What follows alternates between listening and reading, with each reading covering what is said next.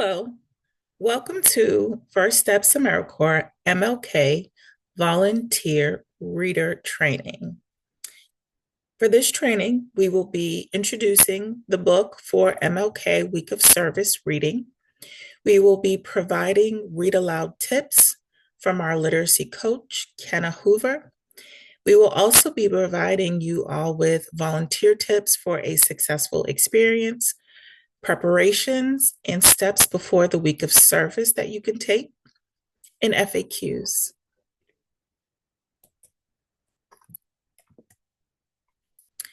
Our book this year for MLK is I Try by Susie Brooks. It is a book about empowering little ones by building resilience. You will be sent the PDF as a follow up to this volunteer training. And readers, you should print the book, the PDF, to take, just in case. Now we will listen to our video from Kenna Hoover. In this video, she talks about how to read to students and what you can do to make it a little bit more interesting, things you can expect from pre-K, littles, and classroom experiences.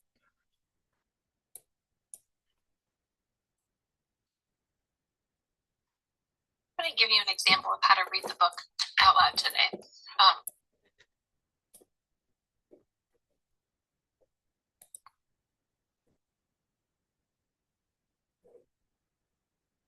I know many of you have read aloud before, but these are just some things to think about.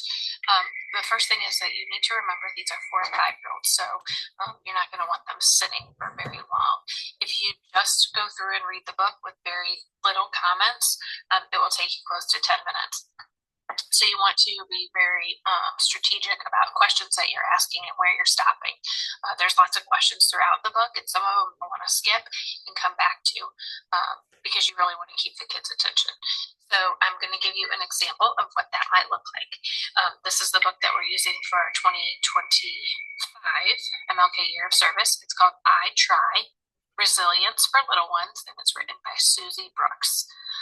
When you go and start your read aloud, don't be surprised. Some of the classes might start singing a song about a front cover, back cover, title page. Lots of our classes do this. You can just acknowledge it and move on. You don't want to spend too much time with the cover because you'll never get through.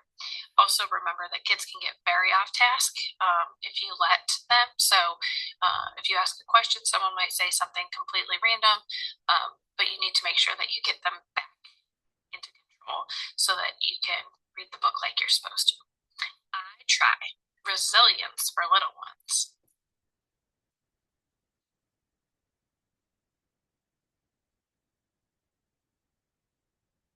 What he's going to try to do.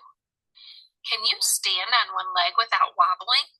The chances are you can if you try. It's amazing what you can do if you give it a try. Be adventurous and learn something new. This is probably a page after that I'll come back to so that I can let them practice standing on one foot. I'm not going to do anything with it now, though. Be brave and do something tricky. Be strong and don't give up. Trying your best can bring out your superpowers, which make you feel great. Ooh, having those superpowers would be brave, trying hard. Josh, Jess, and Gia try to work as a team. It's fun to do things together. They help each other out, like busy beavers building a home.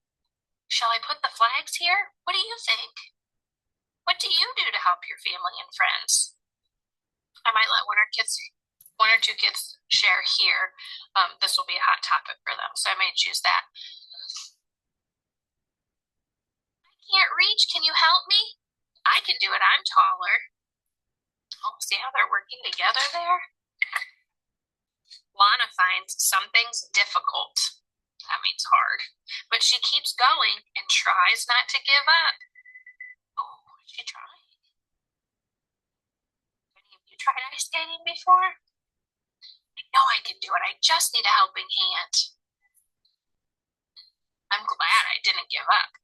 Penguins keep marching even in the coldest weather. What What things do you find tricky?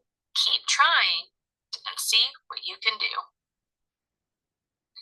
Dilip sometimes feels cross if things don't go his way.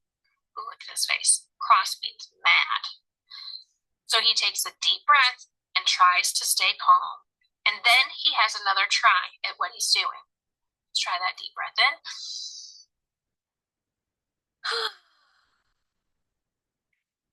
Never mind, I can build it again.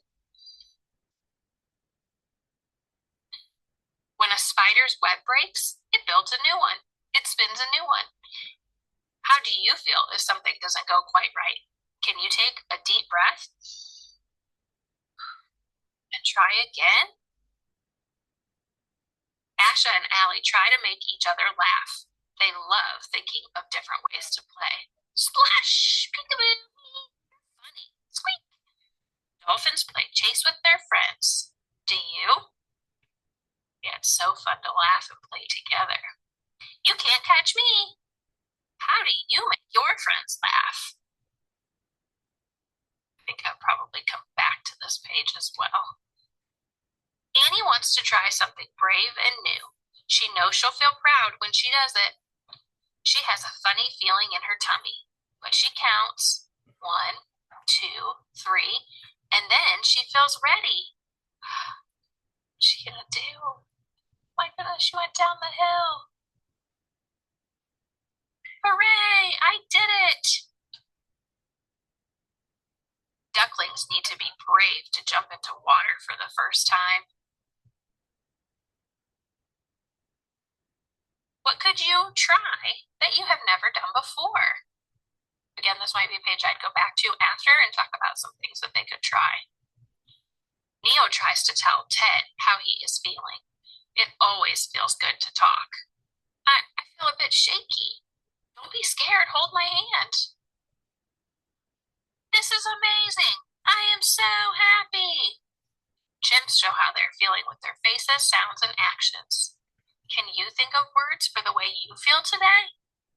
Show me how you're feeling today. Show me with your faces. Oh, I see someone's happy. Someone's sad. Are you okay? How can I help? That feels better. Thank you. Zach tries to be kind when Emily feels sad or worried. He wants her to smile and be happy. He cares for her feelings, just like elephants care for their friends. What can you do to cheer someone up? Let's skip this one. Talking about it. Rebecca is curious and loves learning new things. She tries to be patient and practice. She takes a while to get the hang of it, just like a dog learning a new trick. I'm getting better at this. Oops. She dropped her drumstick. What would you like to learn how to do?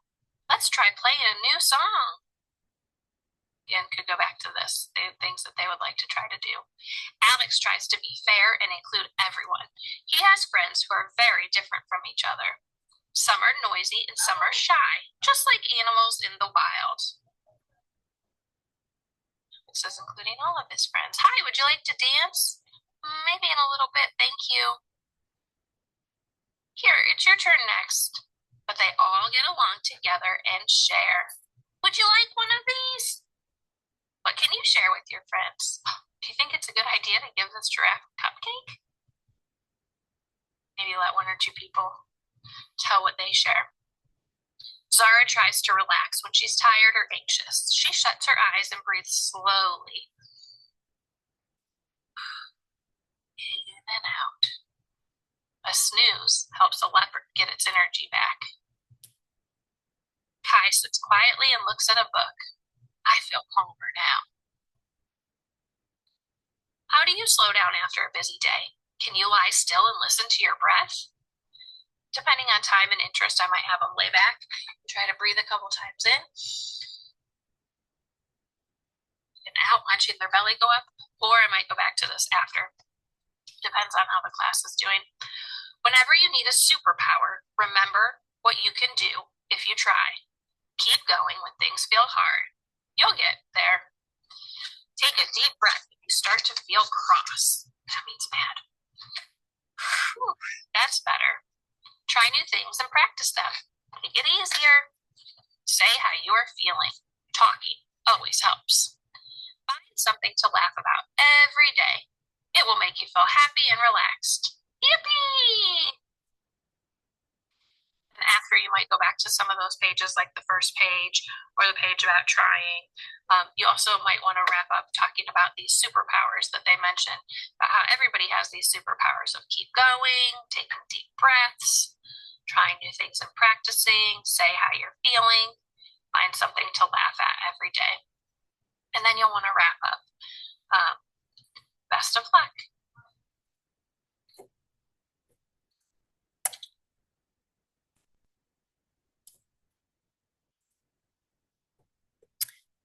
All right, next we'll move into some read aloud tips using what Kenna provided in her reading.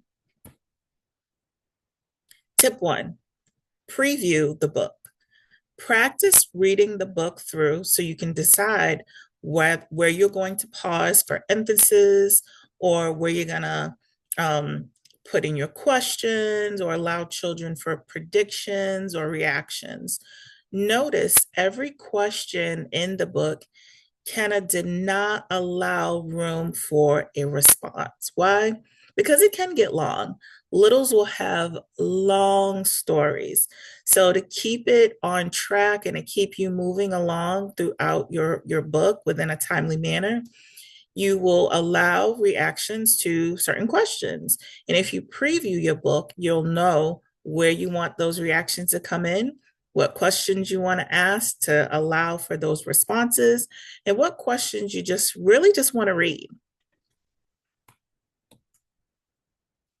Tip two, planning enough time for your reading. You'll want to give yourself and the children enough time to read aloud, enjoy the book, and to discuss the story.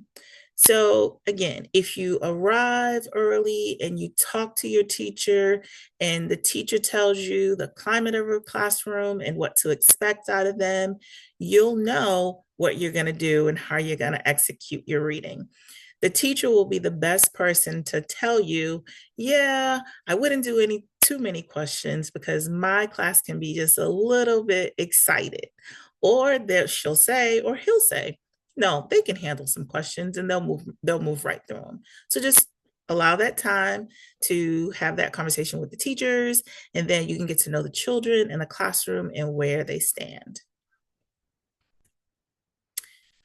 Just like Kenna said, you'll want to introduce your book. Obviously, as she pointed out, our pre-K kiddos have a ritual already in place on how they look at their book, which is great.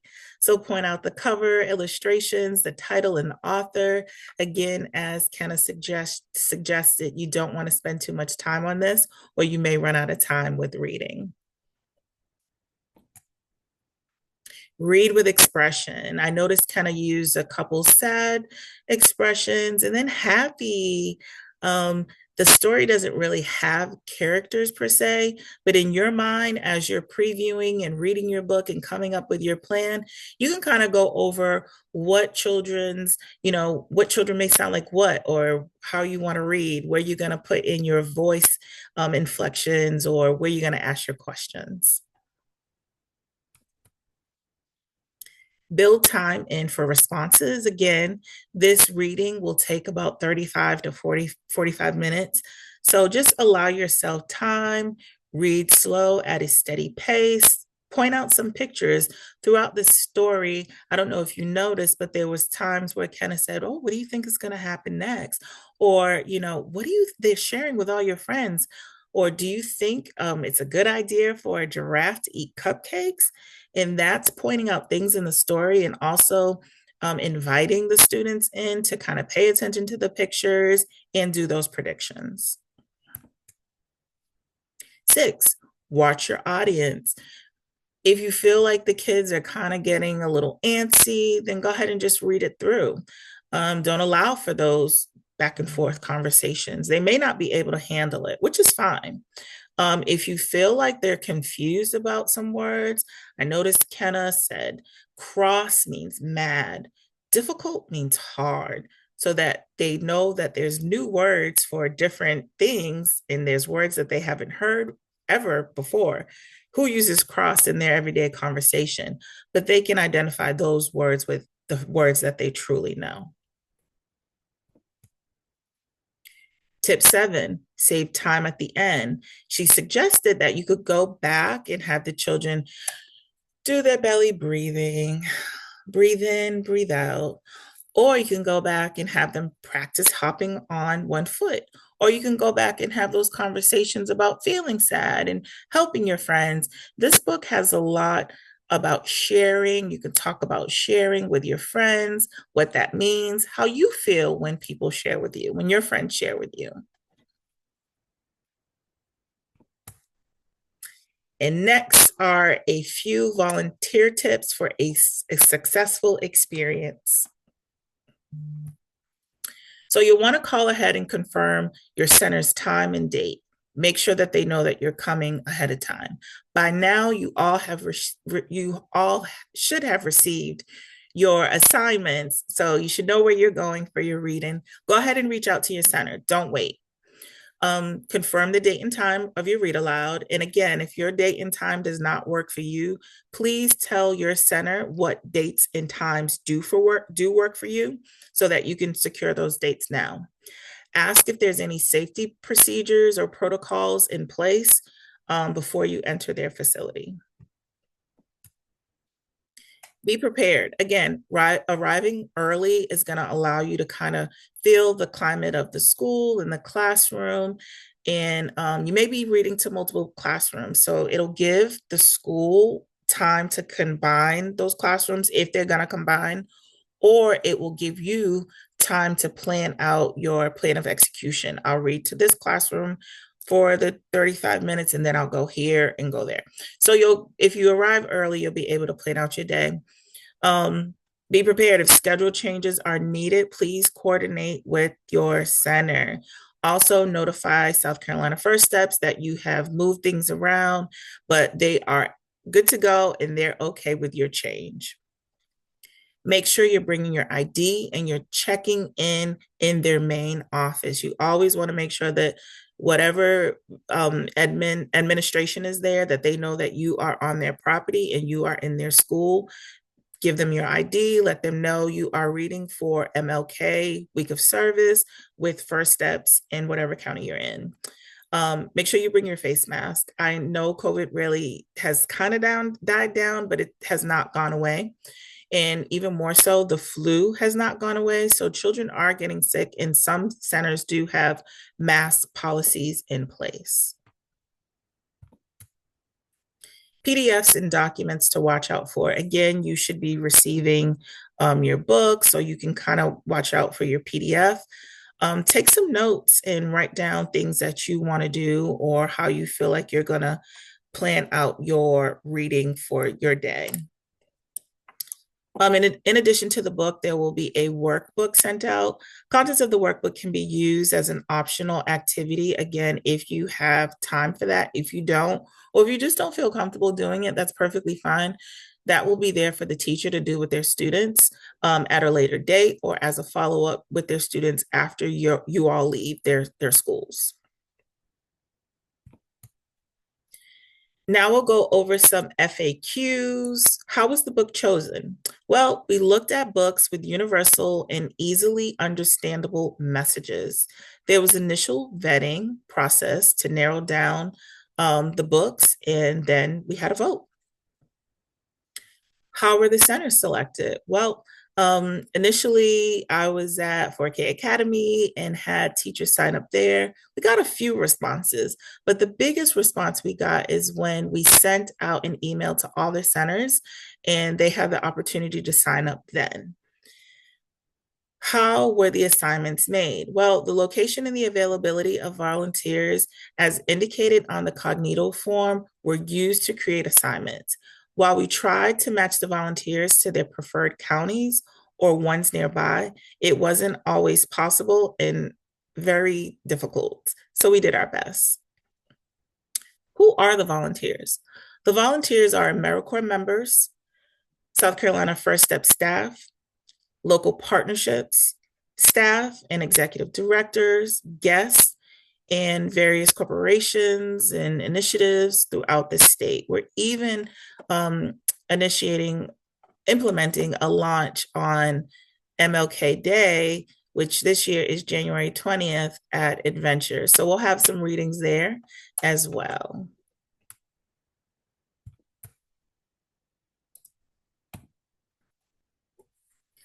Who is covering the cost of the books and the shipments? Well, we partnered with Toys for Tots, and they have been so kind to donate these books, and private donations help support the shipment of the books. When are the centers getting the books? They should be arriving any day now.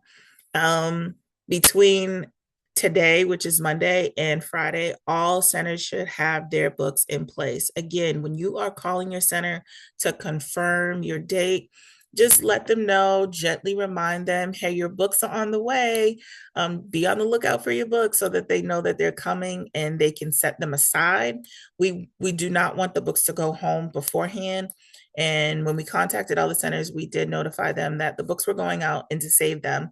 Who knows? The teacher may want you to help with passing them out, but that's something that we're going to leave up to the teacher to decide. She may decide to give them to her students at the end of the day. So it's not so chaotic, but we do want to take a picture. So if they can, maybe have one or two students with their books and you all as volunteers, that would be great and a great experience for our kiddos. What should I do if I have trouble connecting with my center the day of? Always call the center directly. You'll have their contact information in your email. In a worst case scenario, if you can't get in touch with them, you want to call us. Or if it's too late when you did get in touch with them and you missed your reading time, then you do want to reschedule with them to make sure that they get their reading done. Always, again, make sure that you are in communications with the AmeriCorps coordinator, myself, and so that we know what's going on at the state office and that our schools are going to be read to. Anytime during that week. It's fine. And then again, we may be able to contact the center on our end. So just keep us in the loop and let us know what's going on. We want to help and we want this to be an enjoyable experience. So enjoy yourself, relax, relate, and read. And more importantly, make sure to have fun.